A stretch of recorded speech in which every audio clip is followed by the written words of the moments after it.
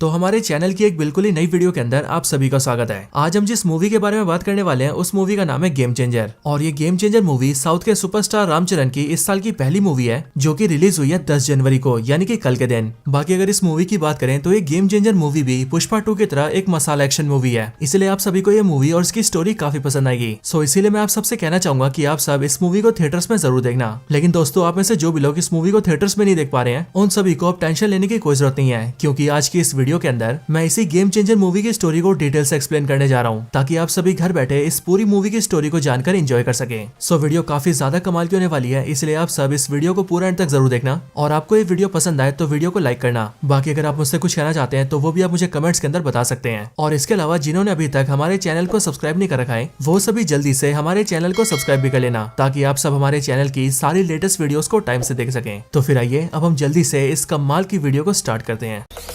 Zombie apocalypse.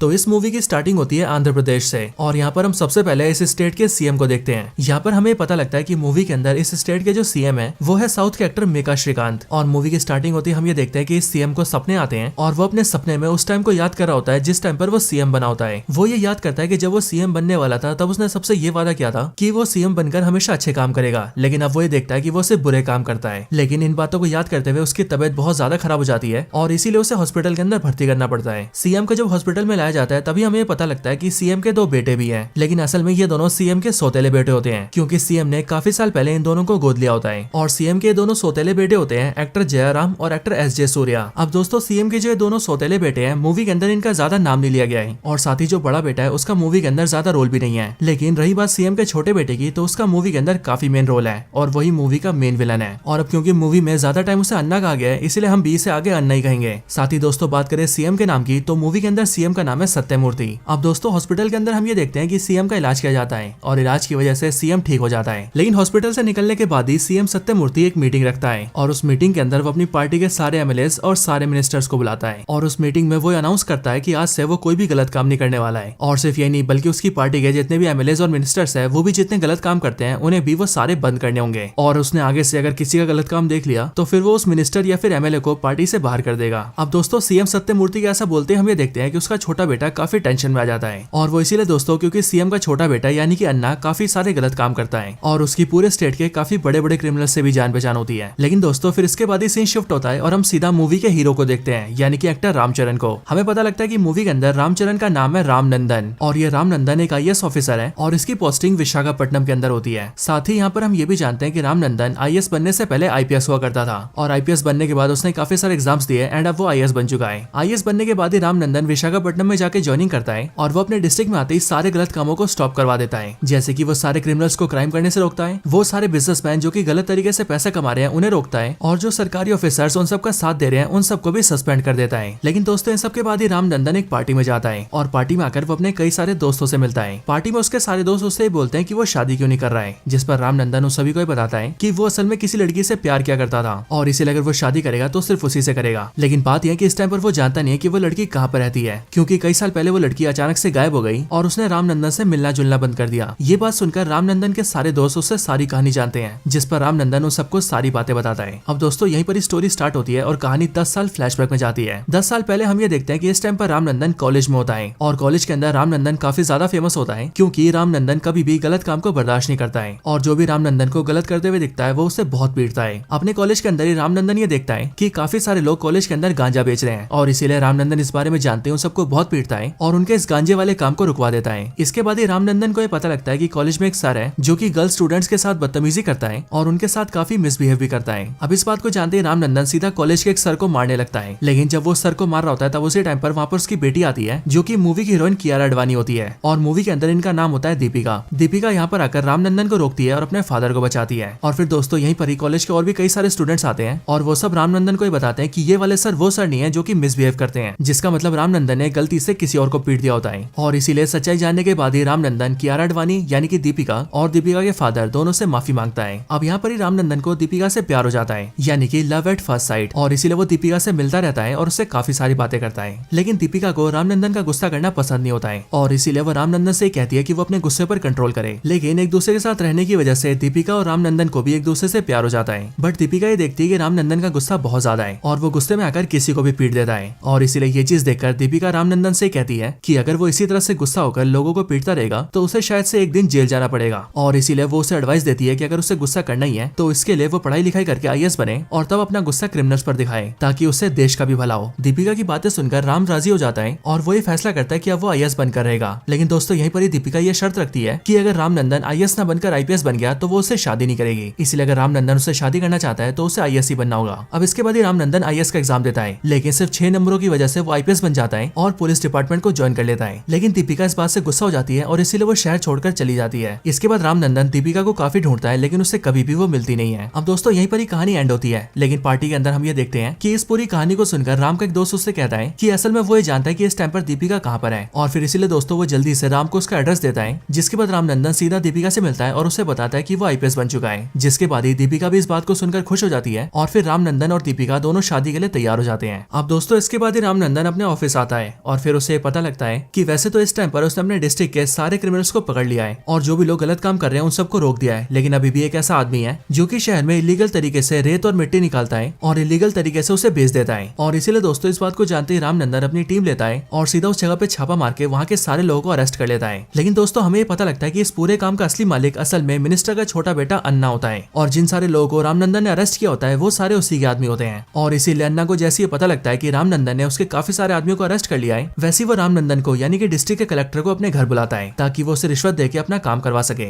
लेकिन दोस्तों रामनंदन अन्ना के घर जाने से मना कर देता है और फिर अन्ना को जैसे ही पता लगता है कि ये कलेक्टर ने मिनिस्टर के घर आने से मना कर दिया है, तभी इस बात को सुनकर उसे बहुत ज्यादा गुस्सा आता है और फिर इसीलिए वो अपनी गाड़ी लेता है और अपने कई सारे आदमियों के साथ मिलकर सीधा रामनंदन के ऑफिस आता है। ऑफिस आकर अन्ना रामनंदन से बदतमीजी करता है और वो उससे कहता है कि वो उसके सारे आदमियों को छोड़ दे। लेकिन मिनिस्टर की बात सुनकर रामनंदन उसे मना कर देता है और वो उससे कहता है कि जो वो कह रहा है वो वैसा नहीं करेगा। इस बात को सुनकर अन्ना को और ज्यादा गुस्सा आता है और इसीलिए वो रामचरण से कहता है कि वो जानता नहीं है कि अन्ना इस स्टेट का मिनिस्टर है, साथ ही वो सीएम का बेटा भी है और वो बहुत ही जल्द खुद ही सीएम बनने वाला है। लेकिन रामनंदन उसकी इन सारी बातों को सुनकर भी डरता नहीं है और वो उसके आदमियों को छोड़ने से मना कर देता है। इस बात की वजह से अन्ना को बहुत ज्यादा गुस्सा आता है और इसीलिए वो डिसाइड करता है कि वो रामनंदन से इस बात का बदला जरूर लेगा। लेकिन दोस्तों उस टाइम के लिए अन्ना वहाँ से चला जाता है। अब दोस्तों इसके बाद हम ये देखते हैं कि रामनंदन एक बार फिर से दीपिका से मिलने जाता है और साथ ही हमें ये भी पता लगता है कि जो दीपिका है वो एक ओल्ड एज होम के अंदर काफी सारे बूढ़े लोगों की सेवा भी करती है और इसीलिए वो रामनंदन को अपने साथ वहाँ पर ले जाती है, जहाँ पर आकर रामनंदन भी काफी सारे बूढ़े लोगों से मिलता है। बट यहाँ पर ही रामनंदन एक बूढ़ी लेडी से मिलता है और ये बूढ़ी लेडी रामनंदन को ये बताती है कि वो सीएम को जानती है और इसीलिए वो सीएम से मिलना चाहती है। ये बात सुनकर रामनंदन उन लेडी से कहता है कि कल के दिन ही उनके डिस्ट्रिक्ट के अंदर सीएम की रैली है और इसीलिए जब सीएम वहाँ पर भाषण देने आएंगे तब वो उन्हें उनसे मिलवा देगा। अब इसके बाद अगले दिन हम ये देखते हैं कि रामनंदन और दीपिका दोनों मिलकर उन बूढ़ी लेडी को सीएम की रैली में लाते हैं और वहाँ पर लाकर वो उन बूढ़ी लेडी को सीएम से मिलवाते हैं, यानी कि सीएम सत्यमूर्ति से। लेकिन दोस्तों हम ये देखते हैं कि यहाँ पर सीएम सत्यमूर्ति जैसे उस लेडी को देखता है वैसे वो काफी ज्यादा डर जाता है और उसे अचानक से अपना पास्ट याद आने लगता है और हमें भी ये पता लगता है कि सीएम सत्यमूर्ति भी इस लेडी को जानता है। अब दोस्तों यहाँ पर ये बूढ़ी लेडी सीएम सत्यमूर्ति पर काफी सारे एलिगेशन लगाती है और वो चिल्ला चिल्ला के सभी से कहती है कि ये झूठा आदमी है और इसने सीएम बनकर हमेशा गलत काम ही किए हैं। लेकिन दोस्तों हम ये देखते हैं कि रैली के अंदर उसके ऐसा बोलते ही सीएम सत्यमूर्ति का छोटा बेटा यानी कि अन्ना काफी ज्यादा गुस्सा हो जाता है और वो उस बूढ़ी लेडी से बदतमीजी करके उसे धक्का मार देता है। बट ये देखकर रामनंदन से रुका नहीं जाता और वो अन्ना को चाटा मार देता है और एक मिनिस्टर को चाटा मारने की वजह से रैली के अंदर सारे लोग चिल्लाने लगते हैं। अब इस चीज को देखकर अन्ना अपने फादर सीएम सत्यमूर्ति से बोलता है कि इस डीएम ने एक मिनिस्टर को चाटा मारा है और इसीलिए वो इस पर एक्शन ले। जो बात सुनकर सीएम सत्यमूर्ति रामनंदन को सस्पेंड कर देते हैं। लेकिन दोस्तों इसके बाद ही सीएम सत्यमूर्ति की तबीयत खराब हो जाती है और इसीलिए उन्हें हॉस्पिटल में भर्ती करना पड़ता है। अब हॉस्पिटल में अन्ना उससे मिलने आता है, लेकिन जैसे अन्ना सीएम सत्यमूर्ति से मिलने आता है वैसे सत्यमूर्ति उससे कहता है कि असल में वो अपने छोटे बेटे अन्ना के सारे गलत कामों के बारे में जान चुका है और वो ये भी जानता है कि उसकी वार्निंग देने के बाद भी उसने अपने गलत कामों को रोका नहीं है। और फिर इसीलिए सीएम सत्यमूर्ति अन्ना से बोलता है कि वो हॉस्पिटल से बाहर निकलने के बाद ही इस बात को अनाउंस कर देगा कि वो अन्ना को मिनिस्टर के पद से हटा रहा है और वो उसे पार्टी से भी निकाल रहा है। अब दोस्तों अन्ना जैसे इस बात को सुनता है कि सीएम सत्यमूर्ति हॉस्पिटल से बाहर निकलते ही उसे मिनिस्टर से हटा देगा, वैसे ये जानकर उसे बहुत ज्यादा गुस्सा आता है और इसीलिए वो गुस्से में आकर अपने बाप को जान से मार देता है। और फिर इसके बाद ही वो अपनी पार्टी की मीटिंग रखता है और मीटिंग के अंदर अपने फादर की मौत की खबर देकर सभी से कहता है कि अब से वो नया सीएम है। लेकिन दोस्तों इसी टाइम पर न्यूज में पता लगता है कि सीएम ने मरने से पहले अपनी एक वीडियो रिकॉर्डिंग की थी और वो रिकॉर्डिंग मीडिया तक पहुंच जाती है, इसलिए मीडिया उस वीडियो को चलाती है और उस वीडियो क्लिप को सबको दिखाती है। वीडियो क्लिप के अंदर सीएम सत्यमूर्ति कहता है कि वो जानता है कि वो ज्यादा टाइम तक जिंदा नहीं रहेगा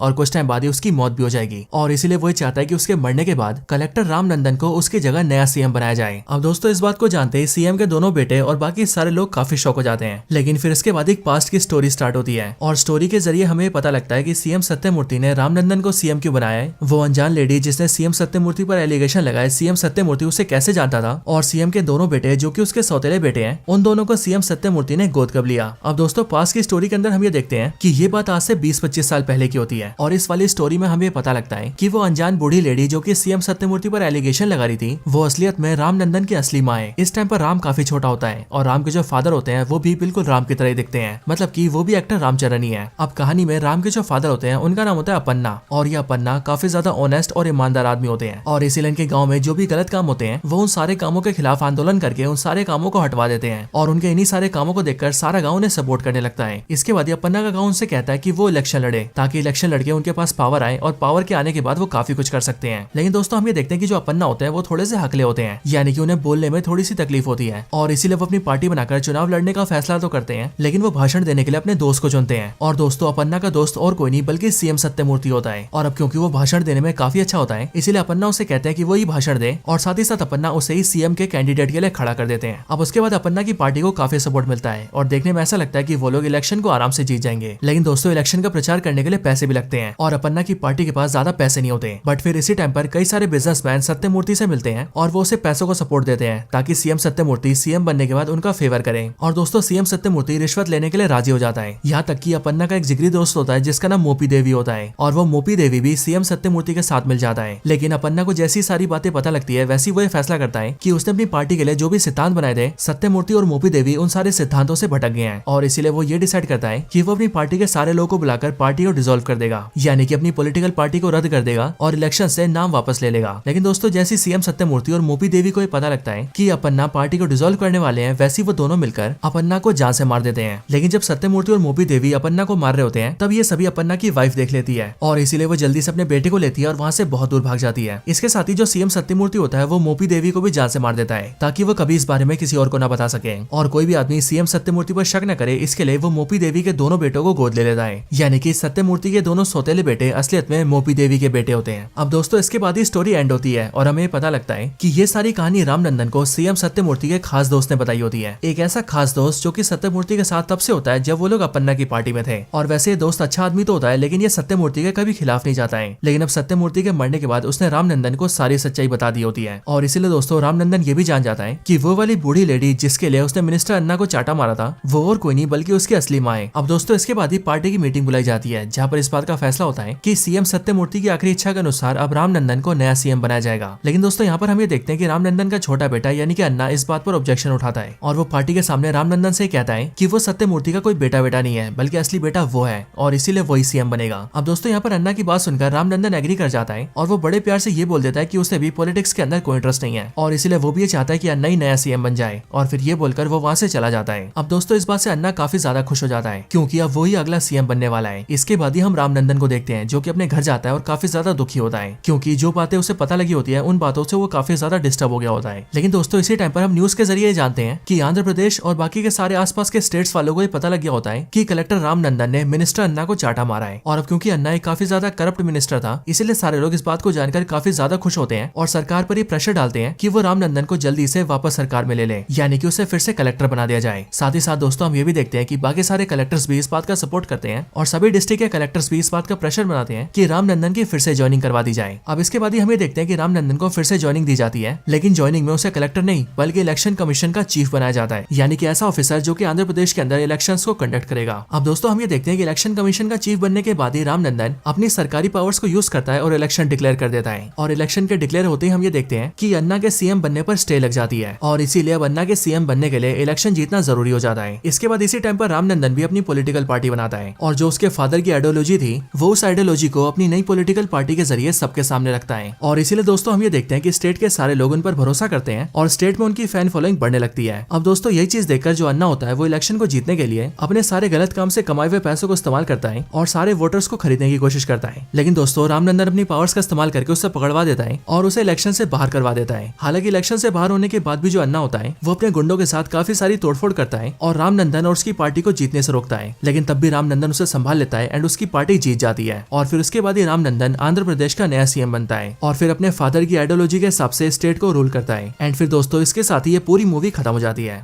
तो दोस्तों ये थी वीडियो गेम चेंजर मूवी के ऊपर। आपको ये वीडियो कैसी लगी ये आप मुझे कमेंट्स के अंदर जरूर बताना, और अगर आपको वीडियो पसंद आई हो तो वीडियो को लाइक जरूर करना। बाकी जिन्होंने चैनल को सब्सक्राइब नहीं करा वो जल्दी से चैनल को सब्सक्राइब कर लेना और सब्सक्राइब बटन के बगल के बेल आइकन को भी ऑल पर सेट कर लेना। एंड अगर आपको ऐसी और भी वीडियोस देखनी हो तो उसके लिए आप सब हमारे चैनल को चेकआउट करना। तो बस आज की इस वीडियो में इतना ही। इस वीडियो को यहीं पर एंड करते हैं। मैं मिलता हूँ आपसे ऐसी किसी और बेहतरीन वीडियो में, तब तक के लिए गुड बाय।